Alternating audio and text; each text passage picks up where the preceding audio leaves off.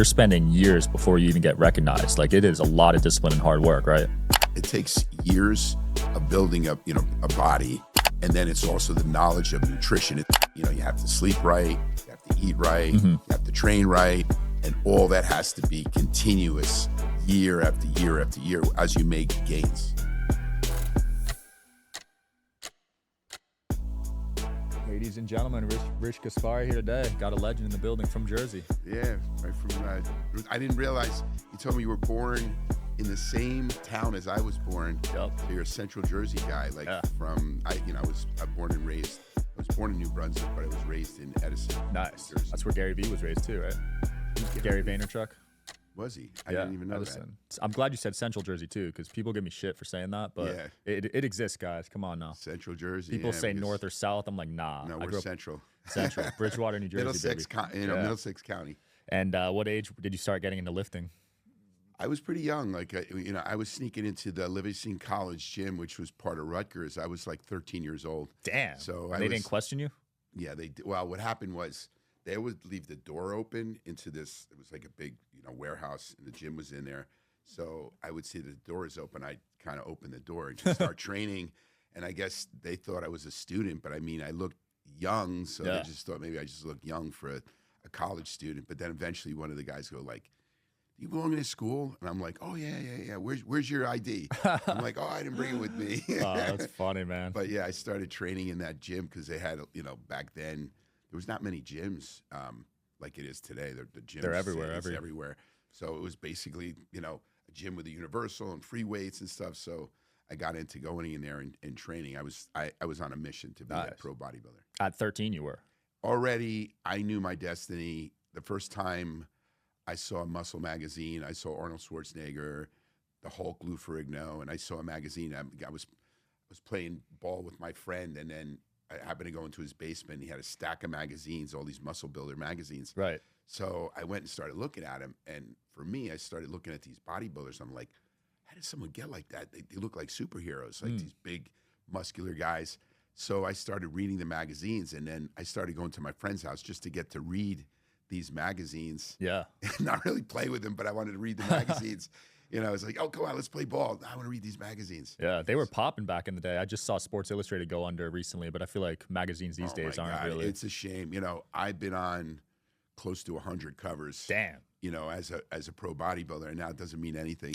Yeah, back in the day though, they were hot. There was everything, and that's how I was globally known as a pro bodybuilder. Once I turned pro, winning Mr. Universe, and then I started competing in the professional shows, which was the Mr. Olympia Grand Prix shows.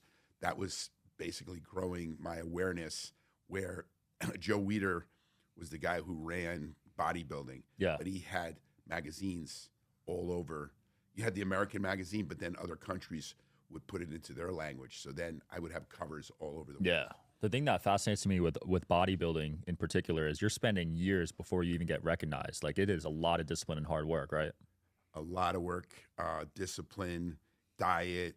Just like, I was talking about earlier, I was this 13-year-old kid working out in the gym, trying to do something to build some muscle. I didn't really see, results until I was about 15 or 16. And then I started competing as a teenager back in the day. But yeah, it takes years of building up, a body. And then it's also the knowledge of nutrition. It's not something where, athletes just go and train. It's 24/7 that, you have to sleep right, you have to eat right, you have to train right. And all that has to be continuous year after year after year as you make gains. Right. And it sounds like for you, money wasn't the number one reason you were doing this. At the beginning, it wasn't about money. It was more about I wanted to be the best bodybuilder in the world. And I was always told that I couldn't do it. It was another thing I was very, very skinny when I started. Okay. And, they told me I didn't have the genetics to be a bodybuilder, but I said, no, I can do it. I looked, I read about other bodybuilders in the magazine that they had, they didn't have great genetics, but they were able to build their bodies. So I studied it a lot. When I was going to Rutgers University, I was a pre-med student. Wow. So I was very much into, I was on the dean's list, and I was studying, everything from nutrition to, biochemistry. But I took everything, even in bodybuilding, I took it as a science. So everything I did when it came to nutrition or training with biomechanics, I took it as a science to be the best that I can be. Yeah, I think that's probably what separated you from other bodybuilders was the studying aspect. That was the thing because, everyone sees someone with muscles and they think they're just a dumb musclehead. And, you look at someone like Arnold Schwarzenegger, who's very intelligent, but although for me, I took advantage of being this known as a dumb musclehead, but then behind I was a lot smarter. Yeah. But, I changed a lot of things in bodybuilding because when I started competing, the bodybuilders had very little knowledge on nutrition. So I studied more nutrition. One of the nutritionists I studied was Barry Sears, who believed in a 40-40-20 diet. Yeah. 40% protein, 40% complex carbs, 20% fat. And from that, I used that as in my bodybuilding career. Instead of some of these guys just eat a lot of protein, don't eat carbs. That's how you get ripped. When you want to eat, just eat whatever you can eat to build, bulk up. And I found like there's a science to how do you build muscle more effectively and efficiently, and it all comes down to nutrition. I believe 75% of getting in shape and building a body is all with nutrition. I love that. That's actually a big percent. Yes. Because a lot of people focus just on the fitness part. You could do all the training in the world, and if you're not eating properly, you're not going to make gains. Wow. Whether you want to lose body fat or whether you want to gain muscle. And believe it or not, because I was a really skinny guy, the hardest part for me was gaining muscle. And that was slowly increasing my caloric intake to try to eat. And it's not eating McDonald's and pizza. It was eating healthy foods and bringing up my calories slowly so that my body acclimated to the calories so that those calories are used to build muscle and not build fat, build fat. Yeah. So I started on diets where eventually for me to get myself to be at about off season around 245, 250, I had to eat about 8,000, 7,500 to 8,000 calories a day. And that's healthy calories. And that's healthy calories. So let's say you eat like a pound of beef, a whole chicken. I would eat like 2 dozen eggs, Holy but egg crap. whites, because I was limiting my fats, but eating high proteins, and then eating only complex carbs, not simple carbs, not white sugar, not refined carbohydrates. I was eating brown rice, sweet potatoes, oatmeal, Wow. some fruits. But when you try to eat healthy like that, eating 7,500 calories, it's really, really hard. I bet, dude. I don't think I could do that every day. And you Yeah. did that for years, I right? did that for years. And then you would have to cut that weight in a certain amount of And time. then you would cut the weight and go, say, from 7,500. And then because I sped up my metabolism to be able to get acclimated to eating that much, I can diet on 3,000 calories, which still is a drop almost over half of what you're normally eating, where a lot of people today, if you look at what they're eating, average person doesn't eat enough. They eat probably around 17, 18, maybe 2,000 calories. Guys that are fat are usually eating a lot of the junk food or drinking a lot of soda and juices, and that's why they get fat. Yeah, that makes sense. It seems like every year there's a bodybuilder that passes away at a super young age, 20s, 30s. Why do you think that is?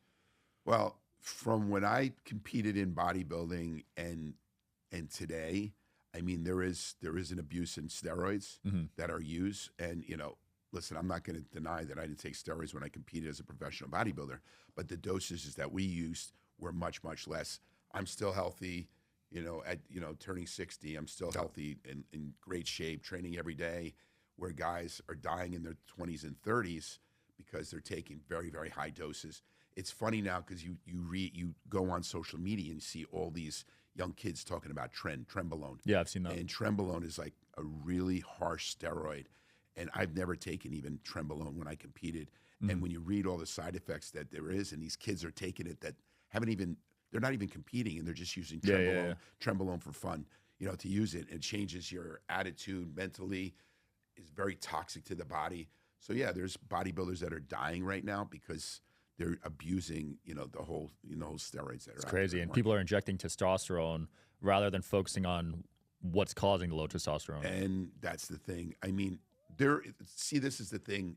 Testosterone should not be demonized when used properly.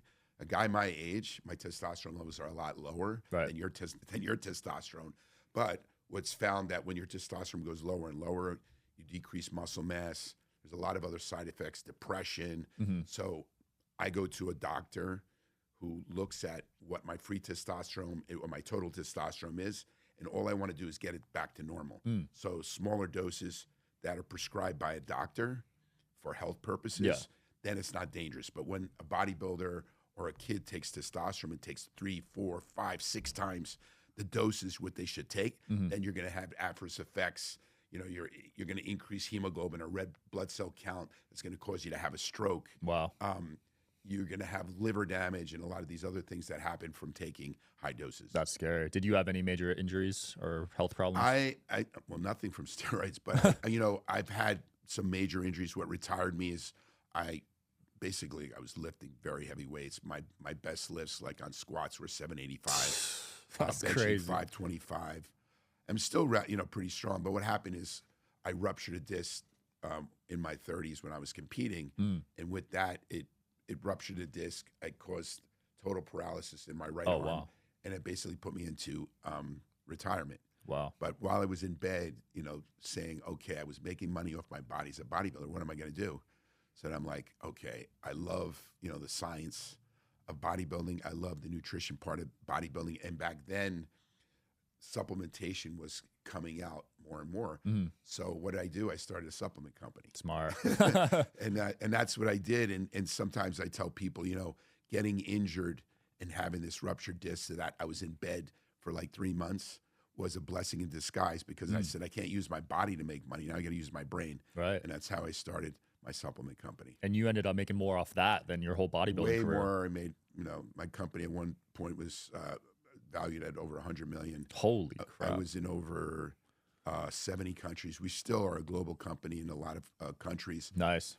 You know, I was talking earlier that what happened to the supplement industry is because guys like me were in the forefront of making money. Now everybody wants to get into the supplement. Saturated. So it's such a saturated market. What's happening is we used to make really high margins in selling supplements, but what happened now is because there's so much competition, the margins have eroded. Yeah. So you have to be a lot smarter. What's great about Gaspari Nutrition is it is a legacy brand. So because there's awareness to the brand, I still have sales to grow that brand. Right. But I tell anyone who wants to get into the supplement business today, I say don't get into it, because it's a very difficult market to make money. Like, I made millions from it, and a lot of people just think they're gonna, you know, set up a brand and make millions, and it doesn't happen like that. There's some big people that have tried launching their own supplement brands and it hasn't worked out. They failed. I've seen so many people fail in it, and you have to listen. You have to have You know, I'm a very relationship driven person, and I've traveled the whole world to meet customers, to build up my sales, and that was part of how I grew the brand. And people are like, how the hell did you get in, you know, Russia? How did you get in China? How did you get in? I went there. I would go there, meet with distributors face to face, and I felt that was the best way when you have a relationship with someone to get them to buy from you, and they started selling your brand for you. And that's what I did. And for years, I just traveled around the world to build up my brand, or travel, you know, in the United States at different places to build up the brand. Yeah, there's certain old school techniques that I try to do, like going to conferences, flying in person to meet face to face. I feel like it's a lost art these days with social media. It is so lost, and believe me, now I can learn from you. There's a lot more ways of, you know, making money now through social media and all the social networking, and I've learned that as well, because I said, you know what, I'm an old dog, but I have to learn new tricks to build up and make more money. Yeah. Do you still have the same hunger to make money and do I business? really much enjoy what I do. You know, I've been around a long time, so I've been through my ups and downs and had some, you know, issues, like personally with divorce and losing millions of dollars and then trying to, you know, gain back millions of dollars. So a lot of things have happened, but I still have a hunger because I enjoy what I do. Yeah. You know, I believe that being fit helps a lot, because there's guys at my age that are totally, it's just a mess. Most guys your age. Yeah, they're just a mess. They're not, you know, they're not training. You know, they're like lazy. You know, I'm up at 5:30 in the morning every day, going to the gym in the morning, starting my day at 8 o'clock to, you know, work. And I'm a very scheduled person and dedicated person to, you know, being structured. And I believe that structure is a big part of my success. And that's probably because of bodybuilding. You have to be very structured to be a great bodybuilder. So if you can take those attributes and put it into business, you can be successful. But constantly learning and evolving is very important, because, as you know, the market constantly changes and how you can make money today. Yeah, so it doesn't sound like retirement's in the books anytime soon for you. No. Listen, I went to Italy, and there's a guy. He's a famous producer of equipment called Rudy Panada. The equipment's Panada. He's making hundreds of millions, making a brand. I went to go see him. He's 72 years old, still training every day, and still building a business and how he's going to get that business bigger. And I look at that and I said, well, this guy's 72 and he's still doing it. But I do it because I enjoy doing it. Just like I see him doing it. So I said, as long as I can enjoy working, I'll continue to work. Right. And I saw you're mentoring some people. Flex Lewis is one of your clients, right? He was one of my athletes that I mentored. Hidi Yamagishi, another athlete that I mentored. I mentored many athletes. And, wow. And I enjoy doing that. And, it's great to see these people that were under my wing that are now successful financially. That's cool, because you could have just not helped out anyone. You could have just kept that information for yourself, but you chose to spread it. I'd rather spread the knowledge, and I still believe in doing that, to helping people, because it comes back to you tenfold. Right. I do believe in that. I mean, it's for me, even though I'm older, I don't feel I'm old. But, people get to meet me, say, wow, you're the legend. You're Rich Gaspari. But for me, I'm just Rich Gaspari. I love that, man. Yeah, because you probably had some battles with ego as you were winning competitions. Listen, you got to understand, I turned pro when I was 20 years old. So I was a very young pro. And then I got to travel the world. But, when you're that young, a lot of times you make mistakes, right? Because your ego goes too high. And that's kind of what happened in my life, where I went in the wrong direction some of the time. And that's why today I'm much wiser in learning from those mistakes I made when I was younger. Yeah. And I try to mentor even the guys that are very successful, saying, listen, here's the things that I did that you shouldn't do. I love that. It happened to me. Yeah. Well, now it's amplified because of social media. So your ego is just 10 times bigger. It becomes so big. Because if you get followers or you get views, you think you're the Yes, exactly. You got to stay grounded though, man. What age were you when you won your first competition? I was 17 years old. And I won a teenage competition. It was funny because I won the teenage competition at 17 years old. Then a year later, I went into another teenage competition. And what happened was I went, because I was still a teenager, I said, let me compete in this show. I ended up winning the show. And the heavyweight happened to be a teenager that I beat. He went into the men's division and won the men's overall. Wow. So I stayed as I stayed in the teenage division, which I could have also won the men's division at 18. So I go, well, I'm 18, and this guy that I beat, beat the men. So that means I must be pretty good. And, when I was in New Jersey competing, a lot of guys would say, you're just a big fish in a little pond. Yeah. So I was like, what do you mean I'm a big fish in a little pond? You can't beat all of these guys, Lou Ferrigno, all these different names, but I'm Platts. Yeah. So I'm like, where do these guys live? They live in California. So the mecca of bodybuilding. Now it's not. Now bodybuilding spread everywhere. Actually, Las Vegas is now the mecca of bodybuilding. Oh, is believe it or not? Yeah, more gyms here for bodybuilding. The Olympia's been here many years. But anyways, it was Venice, California. So I moved to Venice, California because I said, you know what? I'm going to beat all the top guys. I don't want to be a big fish in a little pond. I want to be a big fish in a big pond. So I moved to California to then start, training and competing into the bigger shows. Interesting. The scoring, I'm interested in how they judge it, because for me, I don't know much about the sport, but it seems hard to judge that kind of stuff. Is it subjective? It's very subjective, but they basically judge on symmetry, balance, shape, aesthetics, definition. So all these things come into factor. What's pleasing to the eye. There's two different types of physiques. You have a Neapolitan physique, which is more like a classic, small waist, and then you have, a Herculean physique, which is like a bigger type of body. And it on a day, whether those judges like more the aesthetic physique or more that really big physique, depends. You can have a set of judges that'll vote for this guy one time, and then the next day vote for the other guy, because it's all a matter, as you said. It's not something like when you get a touchdown in football. Yeah. It's all subjective. That's what I mean. Yeah, as a judge, what if you're friends with the guy competing? You know what I mean? Well, that doesn't happen as much. Judges try to stay clear. I became a judge. Oh, nice. After I retired. And what happened was I had my athletes, like Hidi Yamagishi and Flex Lewis were my athletes. Yeah. So I started judging, and I did it more because I had a passion for the sport. So I got to judge Flex, and because they were my athletes, you would give them 10s? No, that was the difference. I ended up scoring them lower because I was so critical on them that my scores were actually lower than what the other scores, because I thought people were going to say like, oh, you're going to favor those guys because you're athletes. But I ended up getting a lot of, flack from people saying you should be judging. So I stopped judging. But I did it more because I enjoyed the passion of the sport to help and you know, I have a good eye for it, but I just say, you know, I'm not going to do this. I know you got runner up a few times. Any losses? 3 times for Mr. Olympia, right? So any of those losses still eat at you? I mean, listen, the person that beat me was an 8-time Mr. Olympia. There's only 2 bodybuilders to get 8-time Mr. Olympia, and that's Lee Haney, that's the guy I competed with, and Ronnie Coleman. When I competed against Lee Haney, I told you I moved to California. Lee Haney was already 5 or 6 years older than me. He saw me in the gym. He was already pro. I wasn't a pro yet. I was an amateur. Yeah. He saw how hard I trained and basically came up to me and said, "Hey, kid, I'd love you to train with me and be my training partner." For me, it was like, I'm going to learn from this top pro to be better. Now, little did he know that a year later, I'd be competing against him. But he was my I have to say, he was my mentor. And so the guy I lost against ended up becoming or beating Arnold Schwarzenegger's record and being one of the greatest bodybuilders of all time, still to this day. So I don't feel as bad getting second place to one of the greatest bodybuilders of all time. So it just meant that I was the second best bodybuilder of all time. Yeah. You know, but, you know, I've won a lot of shows that I'm really proud of. I'm the first Arnold Classic winner. That's one of the biggest shows.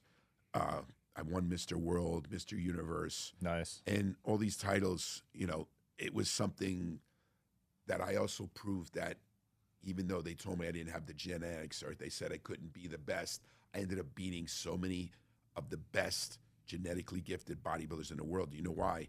It's all mentality. And in the sport, if you have a good mentality, you know, in competing, and that's what I had, I was able to beat much, much better guys. Yeah. I was able to prepare more.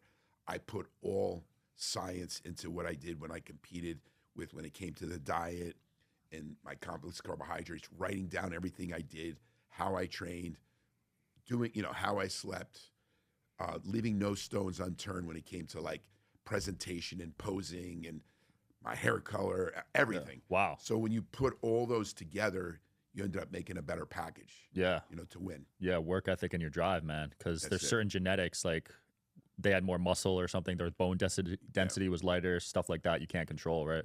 No, and that's the thing. Like, you know, Lee Haney had the combination of everything. He had the genetics and the drive. Right. So then it was very hard to beat a guy like that. But there was a lot of guys that had great genetics, could just lift the weight and build muscle.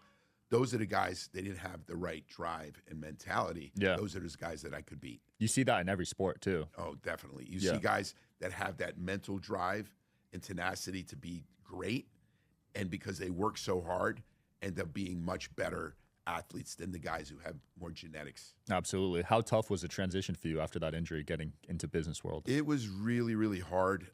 The transition for a lot of athletes to go from athlete to going into another world where you're not an athlete anymore. Yeah. And it's very hard. Like when I was competing in bodybuilding, I had the red carpet out, you know, going to any place that I went to, like gyms, they just opened the door for me.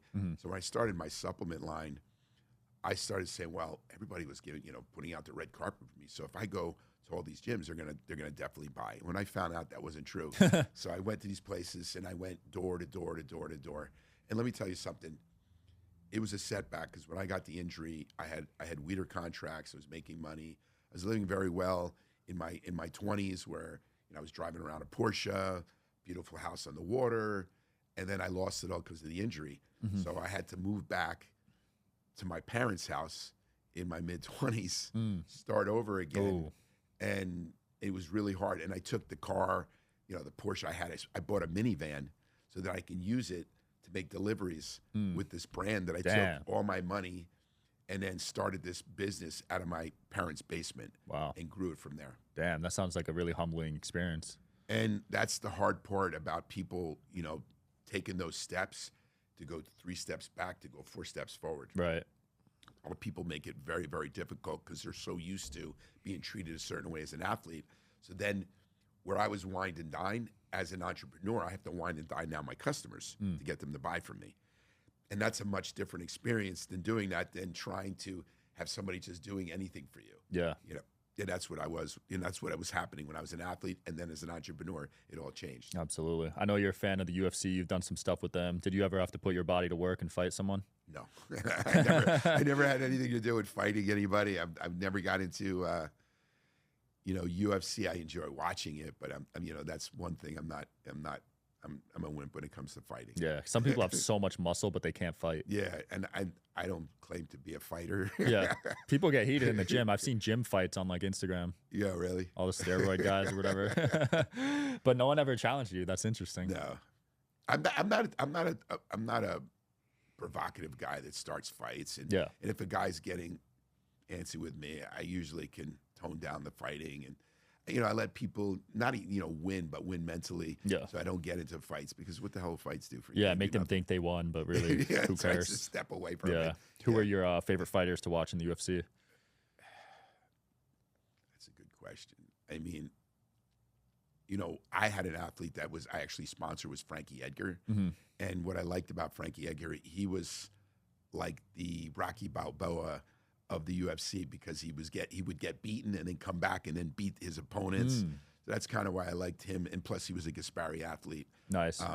That I had, you know, for Gaspari. So that was a good one. I had Ronda Rousey as an athlete as well. Killed it. I signed her up with Gaspari Nutrition before she turned pro. Wow. So you found her early. I found her early, and then she not pro, but win the championships. Yeah, yeah. And then when she got championships, you know, she was doing this, you know, endorsement of my brand, which I was paying her nowhere near the amount of money that she was getting thrown at her. So he ended up leaving me. But those are athletes that I had that, you know, I respected because they were, you know, for the brand. Yeah, her story's nuts, man. Yeah. I mean, she lived out of her car. What? She basically, before she became a champion, she was living out of her car, you know, to become this, you know, fighter. And then when she became a fighter, and then she started winning all the fights, and remember she had that arm bar. Yeah. That was her technique to put everybody down. And well, you can see the rest is history now that she's, you know, doing really well. She blew up. And you just had a kid a few years ago? I have a 4-year-old son, so old guy like me having a 4-year-old son is not common. But you know, I love my son. He's an unbelievable.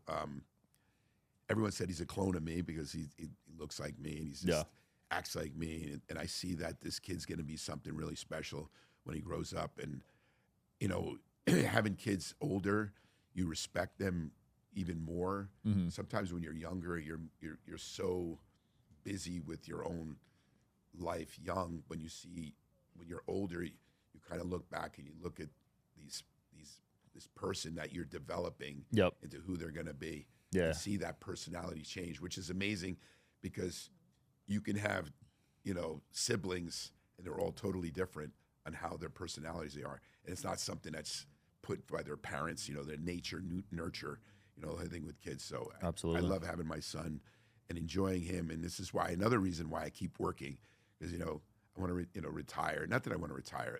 I'll always work, but enjoy doing it, where it's not about the money. It's more about building. Yeah. What age are you going to start him lifting up?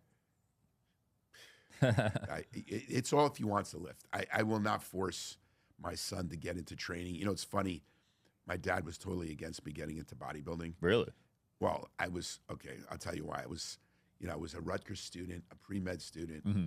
I went from being a pre-med student to saying, hey, Dad, I'm going to move to California to be a bodybuilder. That makes sense. That makes sense. So they were so upset with me. Yeah. I said, if I don't turn pro in 1 year, then I'll go back to college and give up bodybuilding. Well, in that 1 year, I turned pro, and then the rest is history. Where Wow. I, became this pro bodybuilder. And they supported you when you turned pro? They supported me. They didn't understand it at first. Yeah, yeah. But when they see me traveling around the world, making money, doing seminars and exhibitions, and, seeing that, in 1 month I was making more money than my dad made in a year. So then they kind of that's what happened to me too. That's literally what happened to me. But it is crazy. Like, yo, I'm dropping out and you pay the tuition, but I'm going to try this on my own. Yeah, I want to do something. This is what I want to do. And so when you mentioned about my son, I want him to do what he wants to do. And I hope he finds a direction in what he wants to do, and he finds what he wants to do. Nice. Of course, you want to always guide kids to do the right decisions and not just sit there and, smoke pot and do nothing. That's what I did for a bit. Everyone did that in Jersey. Really? Right? Not you probably, but everyone else did. Yeah. Pot was big in Jersey in high school, man. Yeah. There's nothing to do out there. Yeah, it does. Jersey's a good state for families, but like, there's not much to do. Well, down the shore is not bad. When you, oh yeah, live you were down the shore, right? Well, I live now down the Jersey Shore. It seems like there's more activity going on. But you're right. In the winter, it's friggin' dead. Yeah, it's not dead, like man. not like here in Vegas that there's so much to do. Yeah, it's almost too much to do. Too much out here, man. And what you made a point is when I lived in Jersey, all I was doing was lifting weights. Yeah, because I isolated myself. I moved to California and I saw, wow, beautiful sunshine, the beach, beautiful women. I was in Los Angeles. It was a bit of a distraction. For sure. I said, I came out here for a reason. I'm not going to get distracted by all this stuff that's going on over here. But that's what's hard. Most people get distracted. Oh, yeah. Especially in LA and Vegas. Yeah. Too many distractions out there. Yeah. Did you run into the Jersey Shore guys when you were down the shore? They wanted to get sponsored by me, some of the guys, because I grew my brand. And then I looked at some of these guys to say that wasn't the kind of message I was trying to put out, with my products. Yeah. So yeah, I know all those guys, but I didn't really, sponsor them. I feel that was probably a good move. Rich, it's been fun, man. Anything you want to promote or close off with? Just my brand has been around for 26 years. Gaspari Nutrition. You want to get products, sports nutrition products, health products. We've grown the brand to do much more. Gaspari Nutrition. I also have Gaspari Ageless, which as I got older, I wanted a brand more for anti-aging. That's why I came up with Gaspari Ageless. Awesome. We'll link it all in the video. Thanks for coming on, man. Thank you. Thanks for watching, guys, as always. See you tomorrow.